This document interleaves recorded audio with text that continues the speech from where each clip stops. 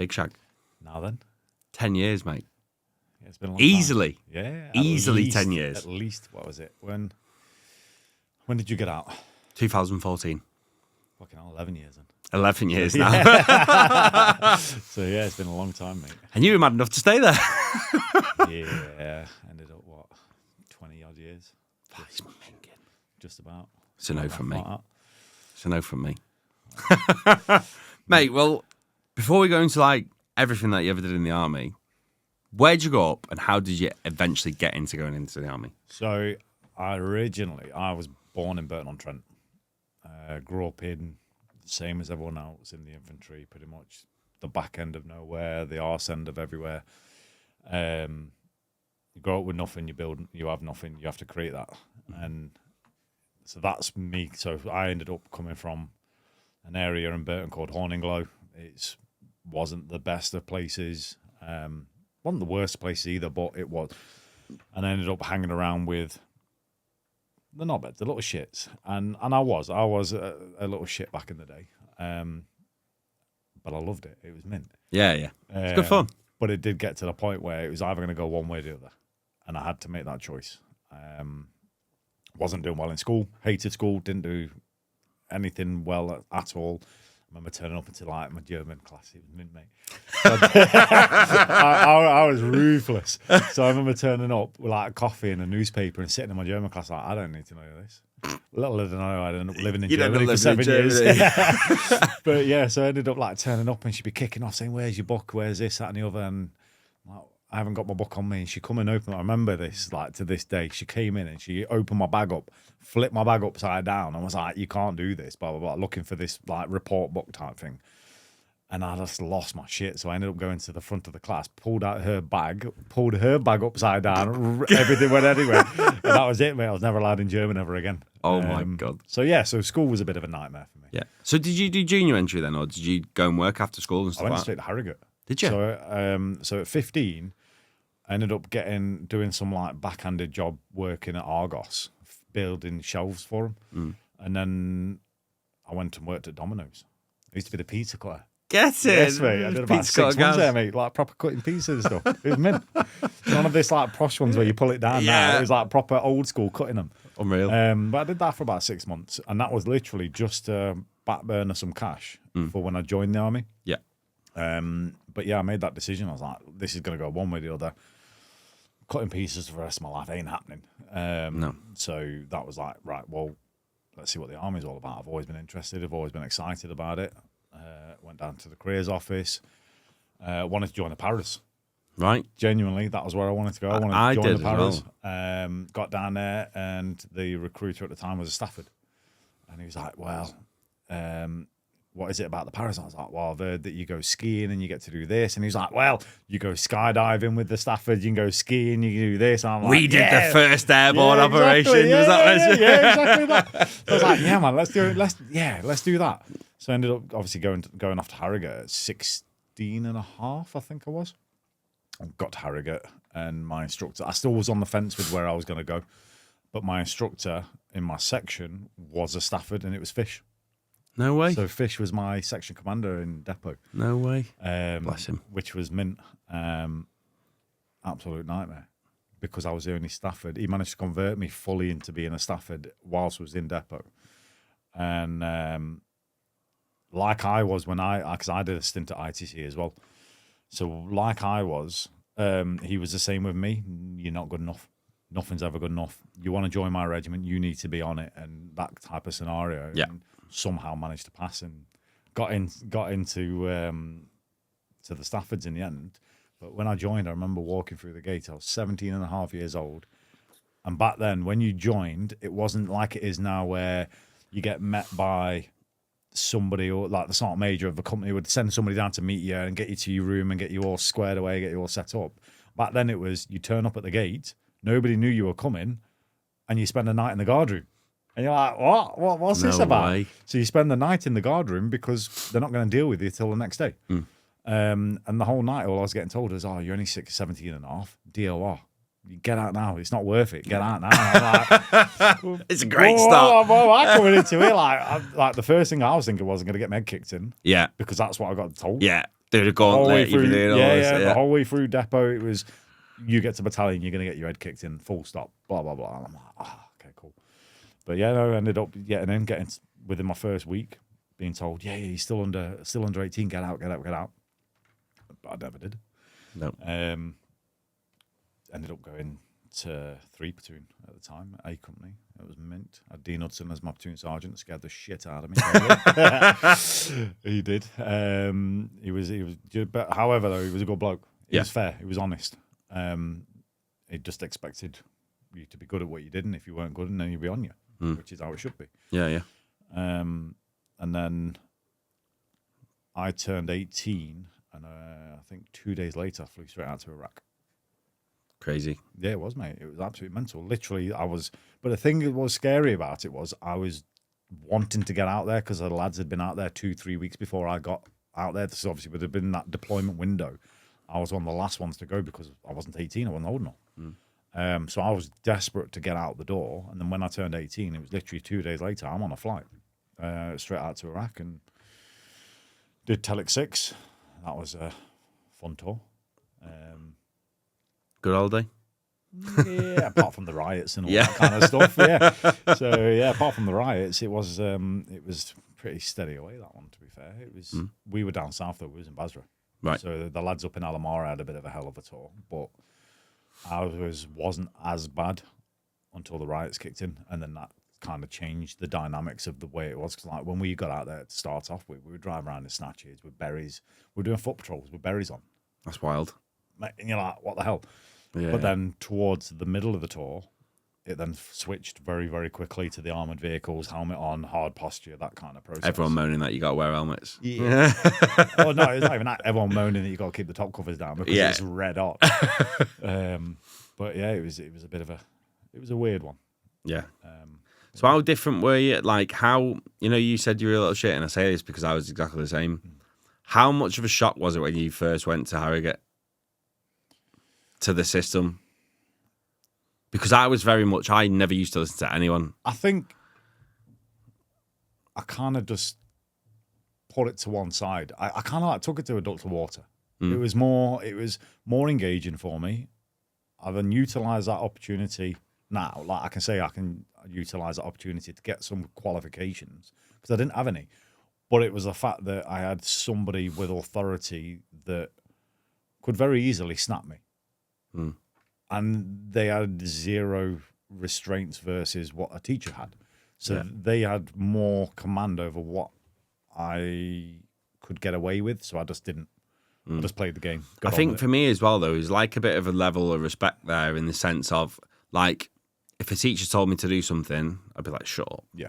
Because I didn't respect them. Because one, they were arseholes. Two, they hadn't done anything. Whereas I did Winchester. So you went to Winchester and you've got all these full screws, sergeants and that, they've got medals flying off the chest and they've done all these tours and there's like an element of respect to go, well, actually, he's a bit of a ninja. Do you know what I mean? He's done all these things and you respect complex, that. Isn't it? Yeah. You look at him, you're like, oh my God, like, you're a hero. You've been to war. Oh my God. You're the like, man. Yeah. So there's like a bit of a level of respect there. So I completely went from not listening to anyone to actually listening to people. Like, and it was all right. I enjoyed training. Yeah, to be fair, I didn't mind it. It was something different. Yeah. Like, at the end of the day, this is like 24 years ago now, 23, 24, I don't know. It was a long time ago. It's a long time ago. And it was different back then. Yeah. Same as when going to battalion, it was different back then. Compared to what it's like now, obviously I only left 3 years ago, three and a bit years ago. It is a completely different army now. Yeah. What it was. So I heard recently, and you might know this, have they got yellow and red cards now? Is that a thing? So there is that system that came in to ITC. Yeah. And it came in just as I left. And it is a yellow... Is it just at Catterick or like the training? I don't know about the other establishments, but it did kind of come in. But this whole red and yellow card thing, what I gathered was it was an opportunity for the recruits to voice an area of concern. And I think that was the whole mantra behind it. However, then it got twisted out, obviously, by instructors and hearsay, and how it gets pushed to battalion was, oh, they're being given these red and yellow cards and they can give them to the instructors. Sound whatever. Like, if I had a recruit turn around to me and go, oh, Sergeant, here's my yellow card, I'd be like, shut the fuck up, Shut up for me, easy. Get in that fucking cupboard now. Get in that cupboard and start fucking getting after it. I don't think it wasn't a thing when I was there. No.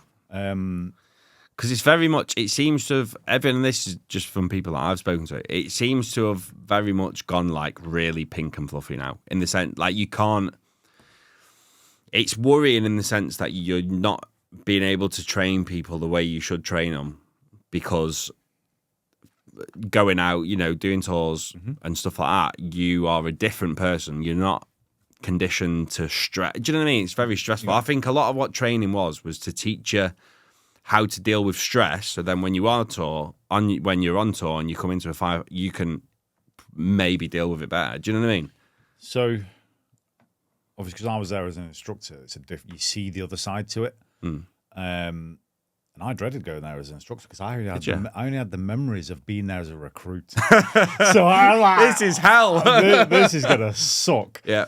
But I was also excited to do something different. So I was still going there with that same mindset of last thing I remember at Catterick was it was awful. Yeah. Then go back as an instructor, which is like a completely different. Well, yeah, you got fucking easy. It was weird. Oh mate, it was mint. Absolute mint. It was like people making you bruise every hour. It was like a 2-year holiday, mate. It was fantastic. But when you go back there as an instructor, you start seeing the other side to it. So you start seeing the political side, which is, and when I say political side, I'm not on about UK politics. I'm on about how the army politics is. So when it comes down to why are we doing this, what type of training we're doing, what's the training program, why is this training program focused around this area when we know full well that the current operational threats are here, and here. So it's like, well, why are we doing that? Same as when I went and did junior and senior Brecon. When I did junior Brecon, it was all based around Afghan and Iraq. And it was all FOB training and all that kind of relevant stuff. Exactly. But then when I went back and did seniors, it wasn't. It went back to conventional because the area of threat had changed. Yeah. So I still think that the conventional side of life is how it should be. But then at Catterick, the issue you've got is one person will have this idea of what needs to be done. Then you've got the training wing that are saying, no, we have to do it like this. Then you've got Ofsted, and people forget about Ofsted. They're telling you you've got to, well, they don't tell you what you've got to do, but you've still got to comply to how you teach. Is that because you've junior? Yeah. So it's still a school. Yeah. At the end of the day, it's a school, and people forget that it's still a school. So you have to comply to Ofsted regulations, as the same as everything else. But then, like I said, you've got the politics of a full screw coming in that's just come off of operations, which at that time there was no spicy operations happening. It was just you've got like some in Africa, Cyprus, and nothing. There was no major.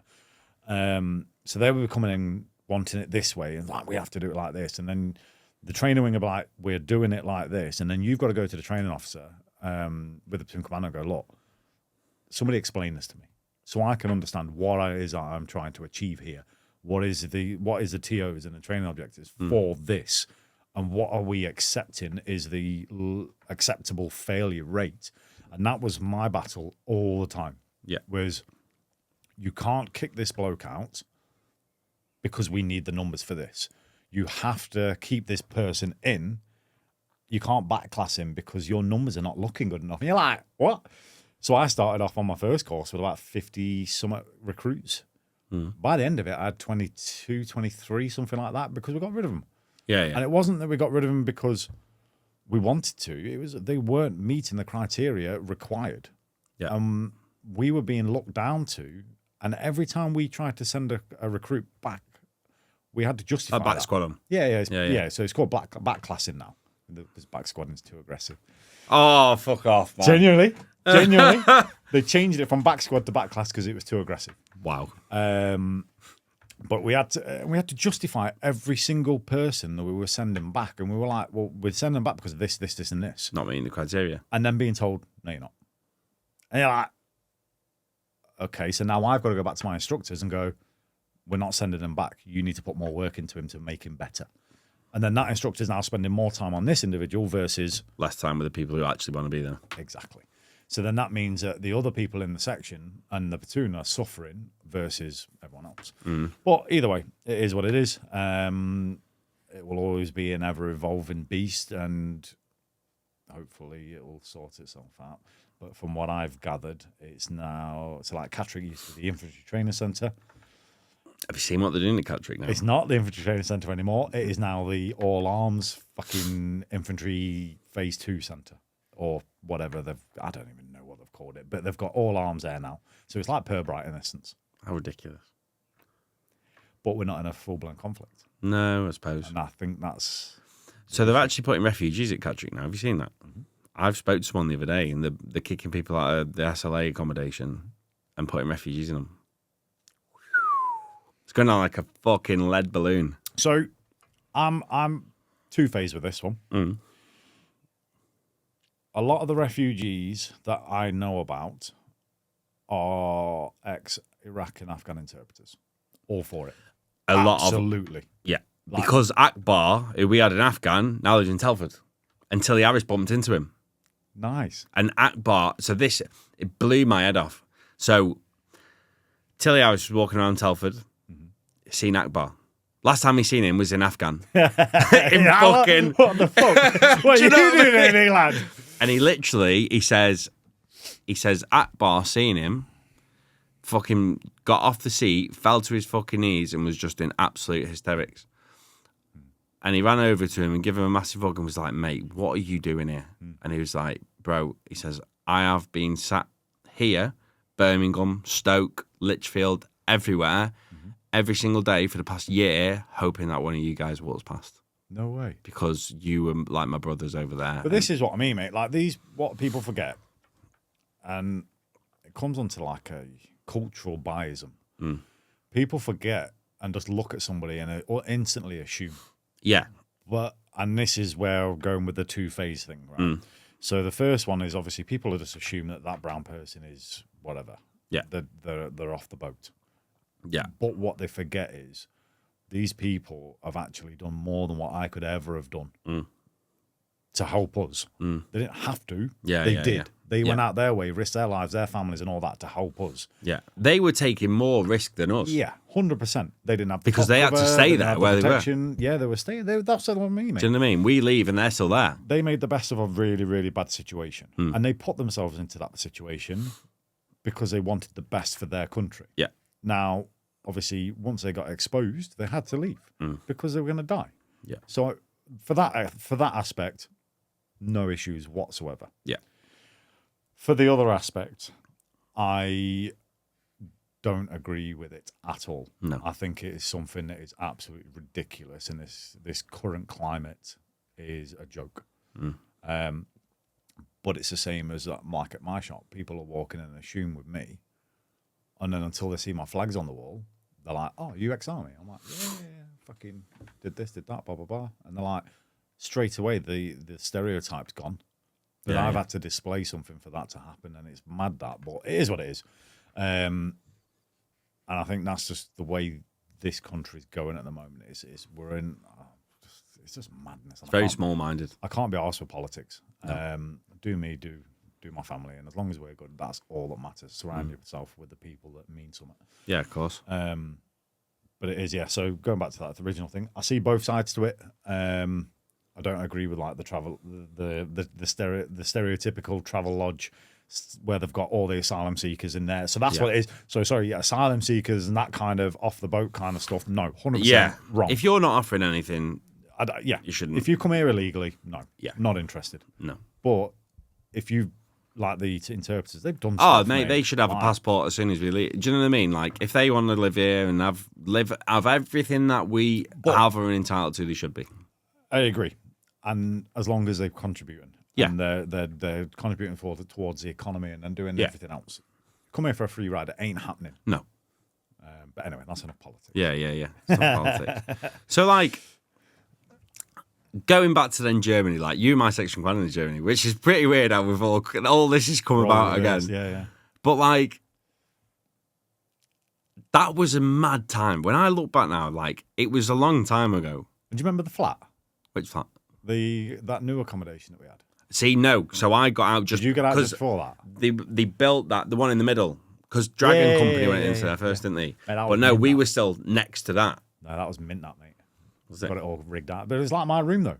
Yeah. Because we lived there permanently. My room was mint. Yeah, you did a sit room. I put a little sound system in that. Yeah. That big ass speakers. Yeah, with the little EQ faders on it and that. But the thing is, though, Germany. Yeah. Come Friday, that's it. You're knocking off. Barbecue's on, beers are out, music's on. Bollocks on it. Like. It was a lad's holiday permanently. Yeah. And it was proper weather, though, wasn't it? It was like summer, mate, over there was just, it was unreal, wasn't it? It was good. It was a good time in my life. Yeah. It was mint. And obviously I met my wife in between all that, and it was fantastic. It was the right time for everything. Do you still speak to anyone?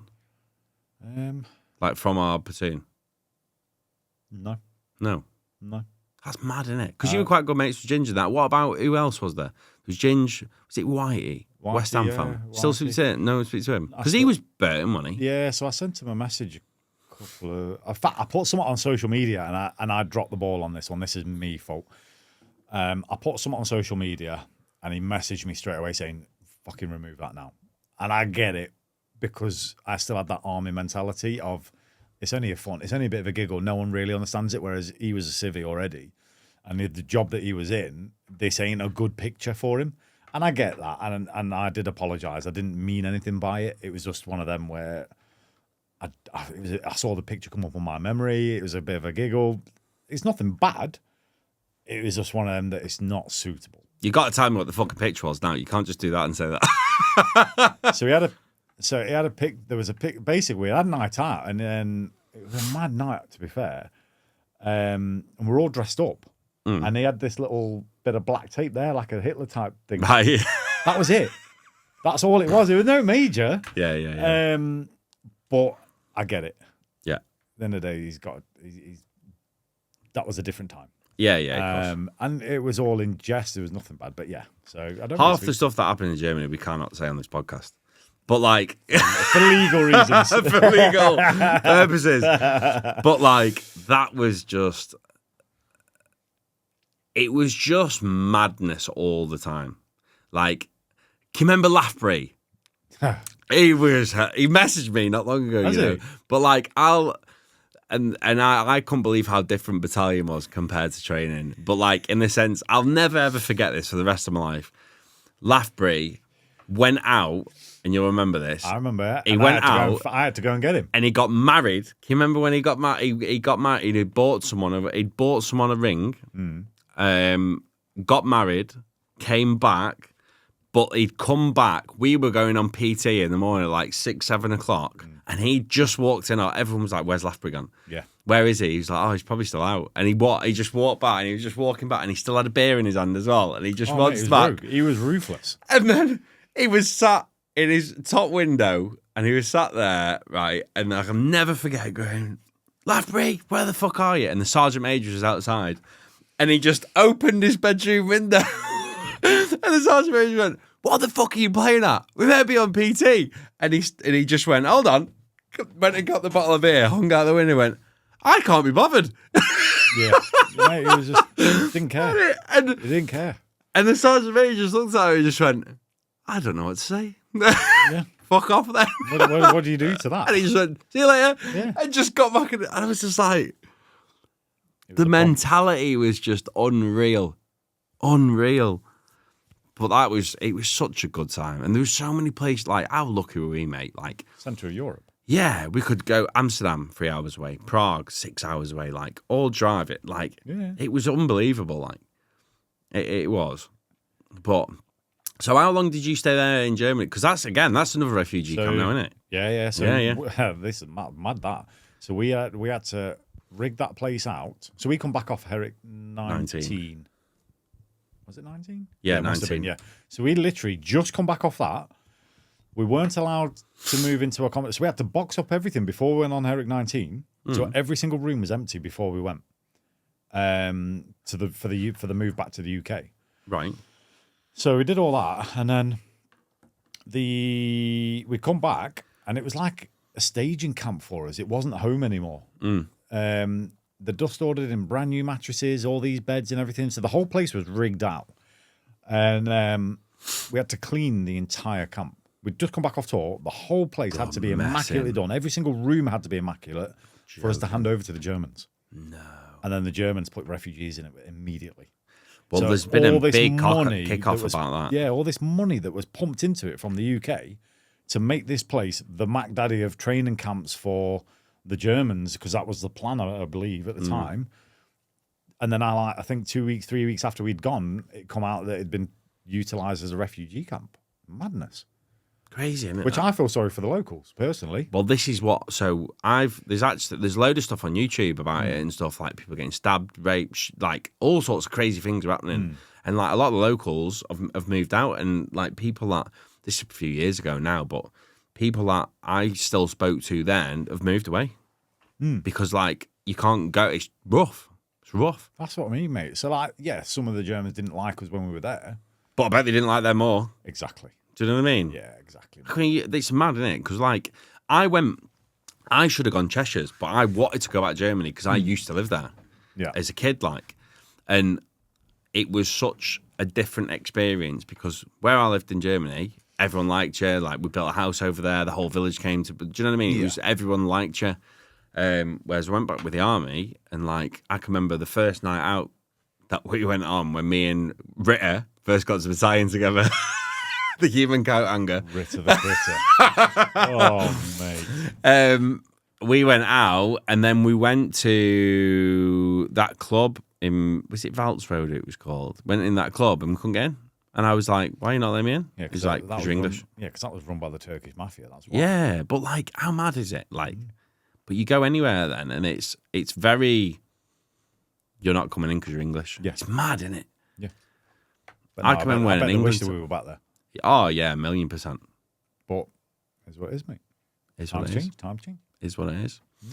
So, how did you leave the army? Because I know, but like that's definitely got to be spoken about. Because so, I had an ongoing back injury, and it was getting worse and worse, and then it got to the point. So I was at this point. I'm in the Yorks now.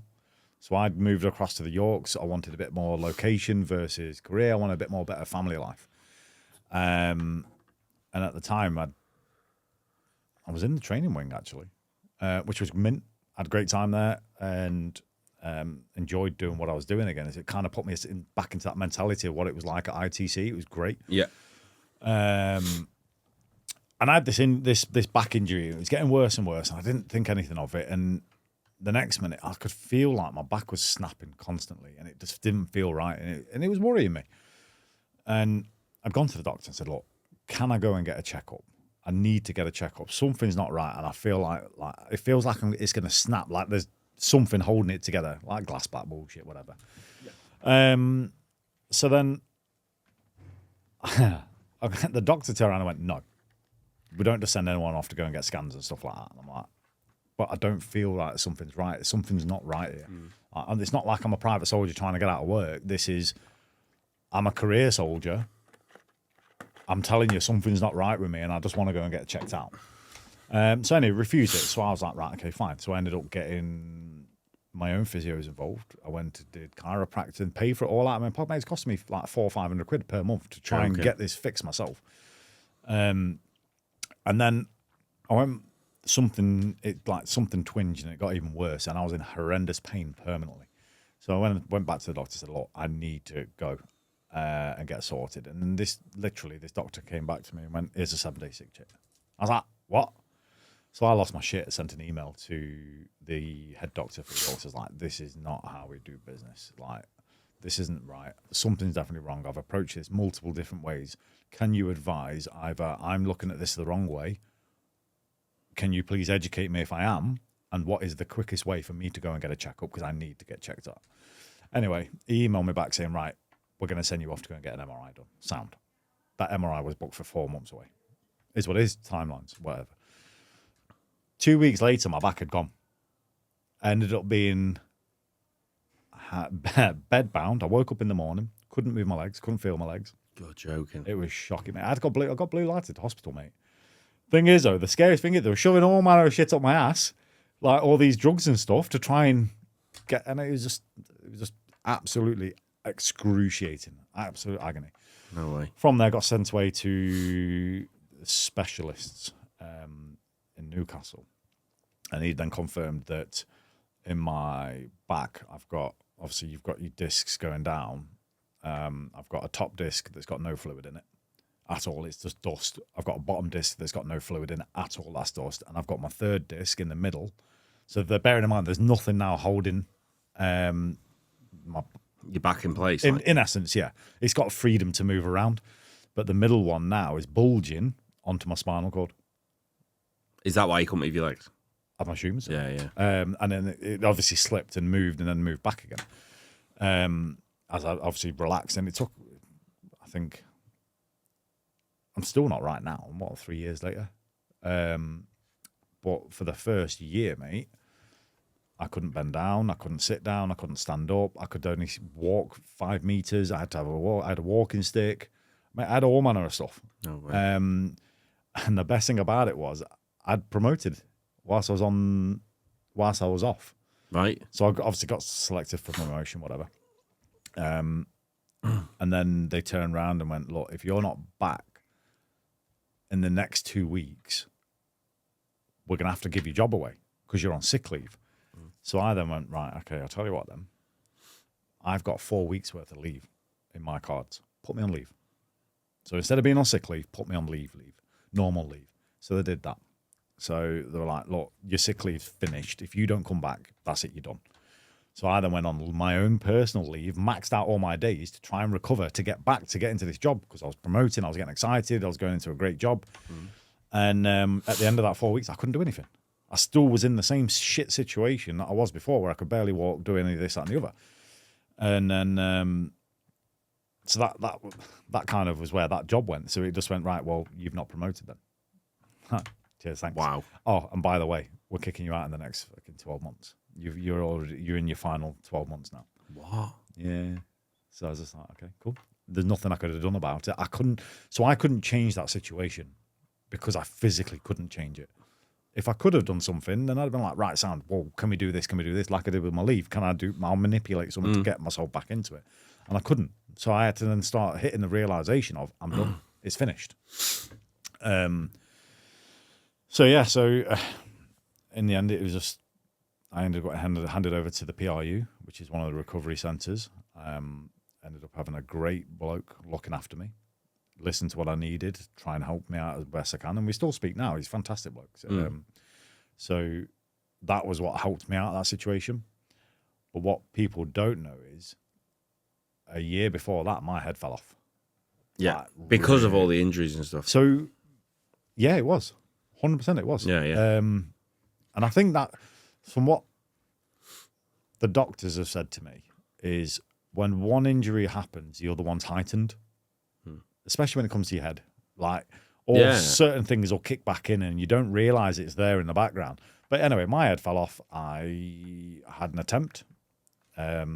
Luckily enough, my wife was there and she fucking stopped it, which was great. But that was the defining point where I needed to get help. And I'd never really thought about it like that. I've always thought, well, that's just weakness. Get over it. Stop being weird. Yeah.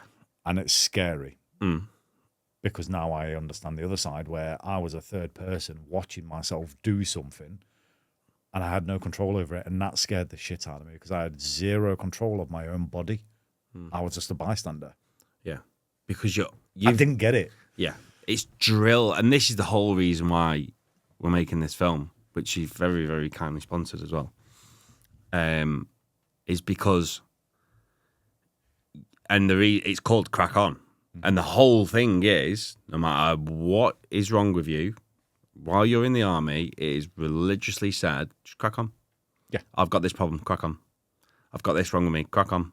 Crack on, crack on. And this is, I think, and I'm glad you're more or less out of it as such, but there's so many people who are like, cannot, where you just said that turning point, there's so many people that can't get to that point. I only got to that point because of my wife. Yeah. That was it. Yeah, there's a support network. And do you know what I mean? That's your support. Yeah. Whereas there's a lot of people out there, And when I left as well, like it's that fear you of didn't embarrassing have yourself. that. Yeah, because you're this, army, this, that, when in the army, this, that, and the other. You almost have nobody to turn to because you're at the height of the pack, sort of thing. Do you know what I mean? Because everyone looks up to you and this, that, and to actually go, listen, I'm really, really struggling, is the hardest thing you could ever do because you've been at that top point for so long. Oh yeah, you just bottle it. You just push everything down. Yeah. For years and years on. and years, you push every single thing down, regardless of what incident you was in at this point, to something minor. It all keeps adding up until the point where there's nowhere else for it to go. Yeah. And what happened, like I said, with me was my back injury heightened my head injury. Of course. And it just completely fell off. Because you felt you then sit in your own head because you've got nothing else to do. Yeah. But you can't walk around, you can't walk out. Do you know what I mean? I think like walking is a very powerful thing in the sense like if you're struggling mentally, go for a big old walk. It'd do you world of favours or sauna, which you still haven't been to, by the way. So that's that, but that mental break works for you. Yeah. Whereas for me, I dive into another project. Yeah. And get your teeth into something. Yeah, and it kind of takes away. But my wife has genuinely said that that's my escapism. It's not healthy. Yeah. And it because is you're prolonging something. Yeah, and it is going to come back. Yeah. And I know it's coming back because there is still frequent, not incidents, that's the wrong word. There is still frequency in issues within my head still up to this day. But as well, there's like this similar to me. There's unfinished business in your head that you can not do anything about. So I've done all that counselling stuff. I've done the EDM stuff, or EMDR. Sorry, EMDR. Yeah. Done all that, and it ended up. It made me worse, but I was told it makes you worse to make you better. But it made me worse to the point where I couldn't go any further. I knew if I'd done any more, it would have made me 10 times worse. Yeah, and I couldn't deal with that, especially with how scared I was from how it affected me the first time round where I had no control. Yeah. And that's all it came down to was that control. If I could control it, the second and third cause effect, if I can control that, then I can deal with the pain in my head. But it's that second and third cause effect where I had no control. That's what got me. Yeah. So yeah, do you know what? I'm not ashamed. Absolutely not, and you shouldn't be in the slightest. Because but I learned from it. But you even more so, like, because you spent that much time there. It's you. Imagine doing something for 20 years, and then somebody going, "You need to change now." Yeah, I only did it. I did it for 5, and I struggled. Do you know what I mean? You did it for fucking. I was doing something for 20 years, and I didn't get told you change something. You're done. You're gone. You're done. All that time meant nothing. Do you know what I mean? Like, and that's you can't do anything about, but. That's why it's so important to have the right people around you now. That's what I've realised is as long as you have a power team around you, a circle, friends, like family, everyone who is on your level with you, it's priceless. Like, I think one of the biggest things that lads struggle with, or lads and women, whatever, that they struggle with in the army is going from having thousands of friends to a handful overnight. Yeah. And even then, at that handful, you can actually probably trust 2 people. That's the, and it's. I had a conversation with someone the other day. People that are leaving the forces, it's not the tours that are bothering people. No, I'd go 99% of people. This is the thing: the tours screw your head up. Yeah, they do.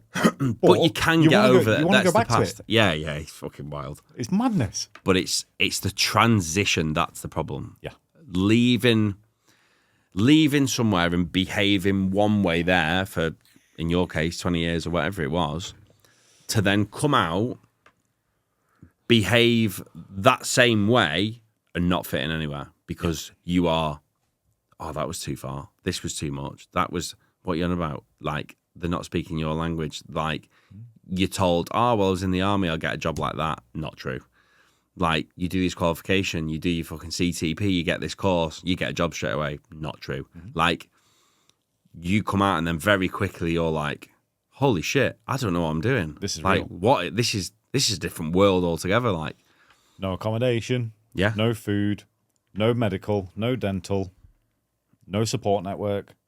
All gone overnight. yeah, and that's what people struggle with, because no matter what you do in the army, even if you're an absolute shitbag, you'll still be fed 3 times a day. Mm-hmm. You'll still have a bed at night. All your bills will already be paid by the time your wage comes out. And you've got people around you. Like you say, that's the work. So you, although it's not comfortable, you are living comfortably no matter what you do. So I think there's a thing of you very much in your head think subconsciously that your actions have nothing's going to come of it. No matter what you do, you're still going to have all that. Yeah, there's no consequence. Yeah, there's no consequence. You can go and have a pop star weekend and still live on noodles for the rest of the month. Yeah, literally. It Like, doesn't matter because you've still got electric, you've still got gas, you've still got this, you've still got that. You've got no stress, no dramas. But then once it's done, it's done. yeah, And then you're like, who's paying the bills? yeah, How am I eating? Where am I working? Who's going to look after this? How am I going to the hospital? The doctors, yeah. that kind of stuff. Just madness. Like It's crazy. trying to register with a GP. Nightmare. My head fell off. Yeah, yeah. I Genuinely, was the same. My head fell off. Yeah. My wife went, this is the life. You need to do this. I went, why is this such a backward system? Yeah. Why is it so long-winded? Yeah. Mate, my head fell off and I got kicked out of the job centre on the second day that I was out, right? Because I went into the job centre and I said, I've just left the army yesterday. I want a job. Here's my CV. My dad helped me write the CV. Here's my CV. Can I get a job? Oh, well, okay. We'll put you on the dole now until you get a job. I was like, I don't want to be unemployed that long. I want a job now. Let's keep busy.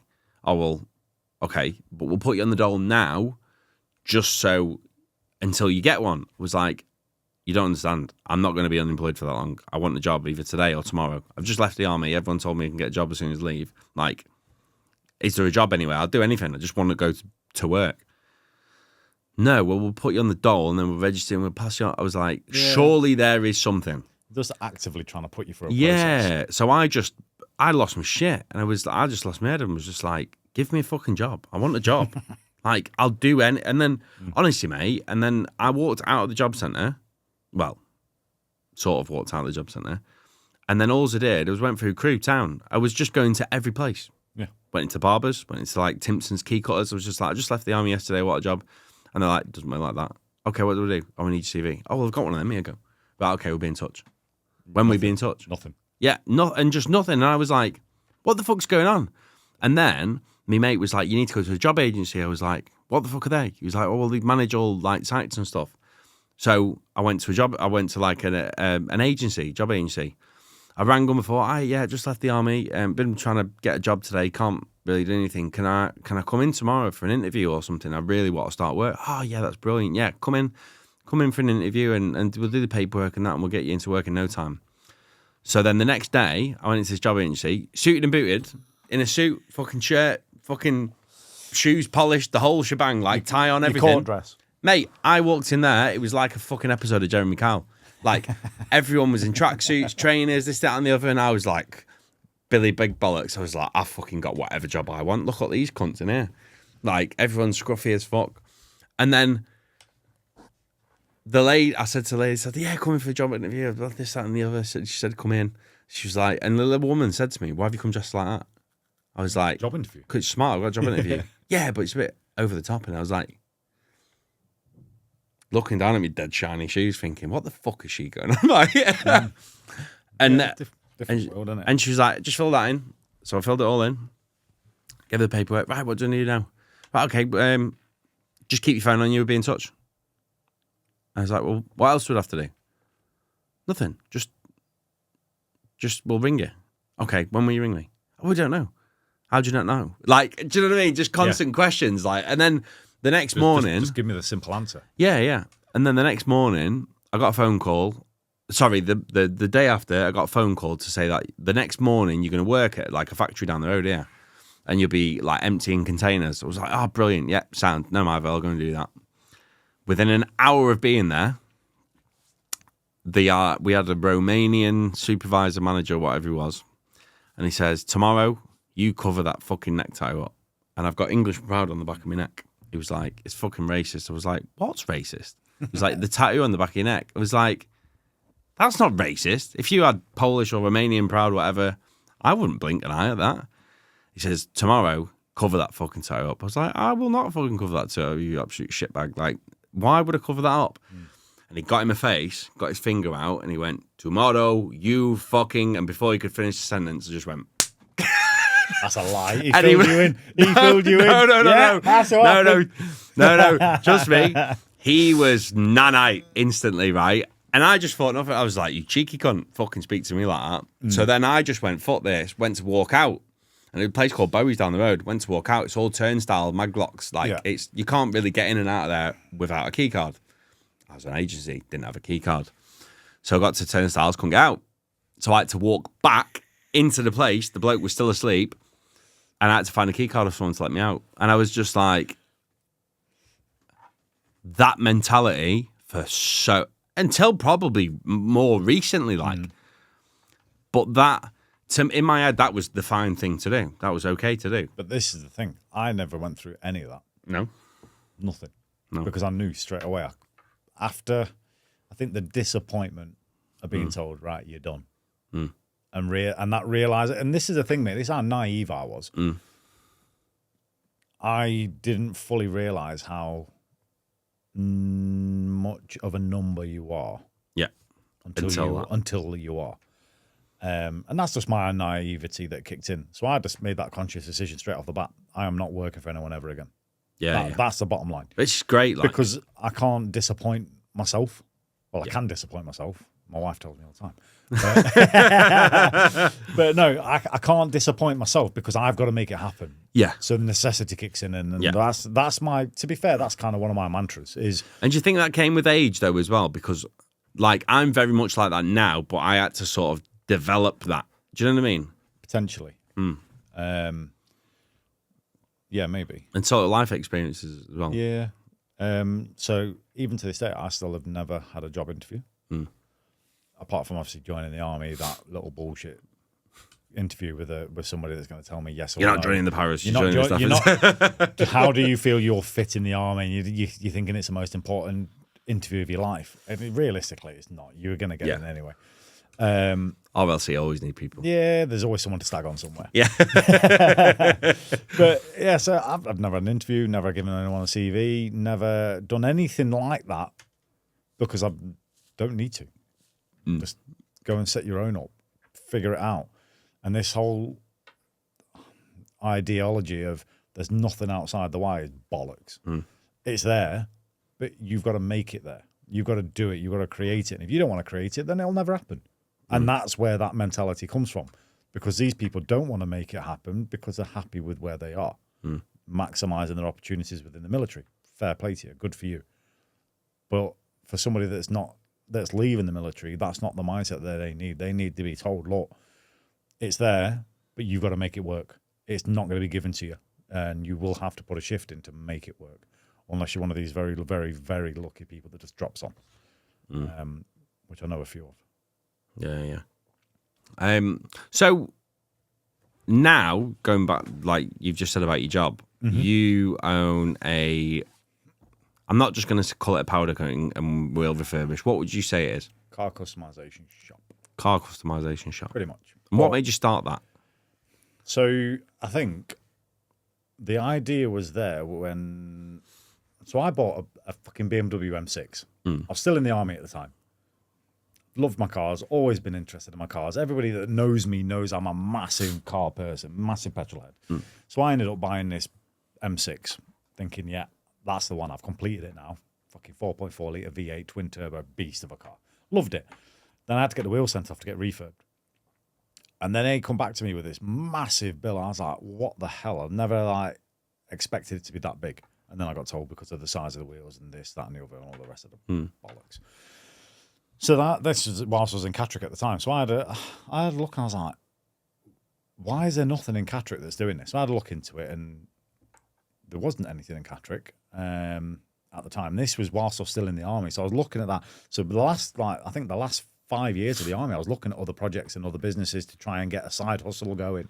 And the wheel refurb thing was one of them. And then another idea was I wanted to set up a wine bar in Richmond, which I'm glad I didn't, because as we were moving forward with that project, COVID kicked in. Oh, thank God for that. Genuinely, COVID kicked in like a month before we was about to go and look at go into a premises type thing. So I am so glad that never happened, because I'd have been screwed. Yeah. Financially, everything had been done. But anyway, so the wheel refurb thing came back to my mind because I'd already had that idea a few years before. So I did a bit of research into the current areas. At the time, we were living in Darlington already. So I looked in the Darlington area, and there was only one other firm that was specialising in wheels that was doing it. I was like, well, if there's only one other firm here and there's 20 minutes down the road, there's got to be a reason why. There's obviously an opportunity. So I just thought, right, well, I'm not doing anything else. Let's get into that, because what that'll do is that'll feed nicely into my longer plan, because of this back injury, it's never going to go away. It's going to get worse and worse and worse over the time. It's debilitating, whatever. So because of that, I need to get the business to the position where it's going to be self-sufficient without me being on the tools when my injury takes to the point of it takes over. So at least then I've got something in place. Necessity again kicks in. The family's secure because we've got an income coming in. So that's where that kind of came from. And then from off the back of that, obviously, he set up the wheel refurb company. It then developed into more. It's developed into this full customization suite with everything else that we can provide in there. And we're literally, I go off the idea of, if it'll fit in my oven and it's metal, I'll paint it. I'm not bothered, mate. If it goes in my oven and if it fits in there and it's metal, I will paint it. It works for me, but I ended up doing a lot more wheels, which is great. It's a quick turnaround as well, isn't it? Yeah. I can turn most things around quite quickly in the same day. But then off the back of that, we've partnered with Supercar Owners UK. Fantastic. It elevates my brand. It allows me to work with a brand that I was previously in as a member, because I'm, again, surrounded by cars. I enjoy it. I've then met other people along the way that own motorsport companies, got motorsport teams that we're sponsoring. I've got another motorsport team that I really wish I could sponsor, and I couldn't because I couldn't afford it.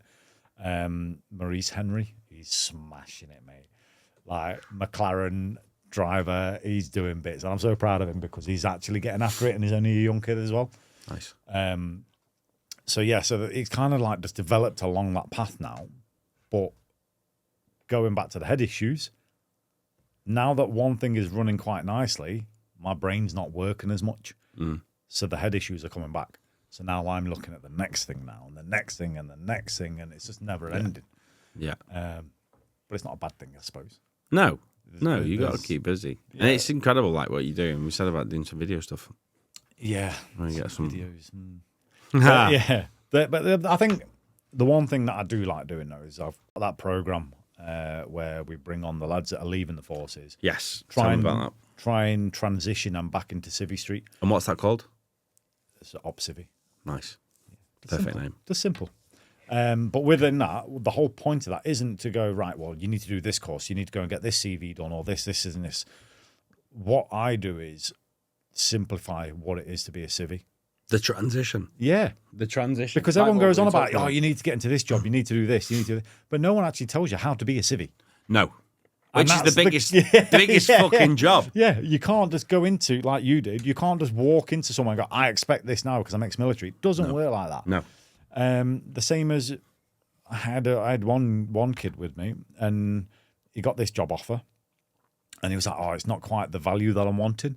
I was like, well, turn around to them and ask them what they're willing to pay then. I went, but word it in the correct manner. Like, for example, if what would be the pay increments based off the current position with somebody with this experience, and this experience? But they wouldn't answer it. They kept coming back to him with the same question, saying this is what the salary expectations. They were like, well, what's your salary expectation? No, it's not what your salary expectation is. It's what you're going to give you. Because they were fishing for information. And in the end, it went back to him and said, look, this is my salary expectation based off the current market value, market rates, blah, blah, blah, blah.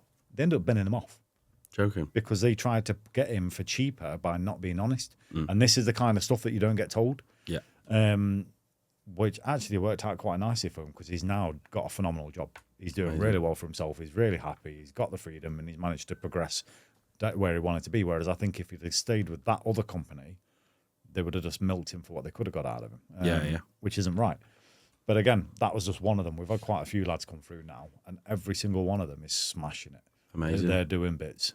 But the hardest thing for them is to Transition. be a civvy. Yeah. Just, how do I do this? Oh, you go and see this person, you do this. But no one knows that.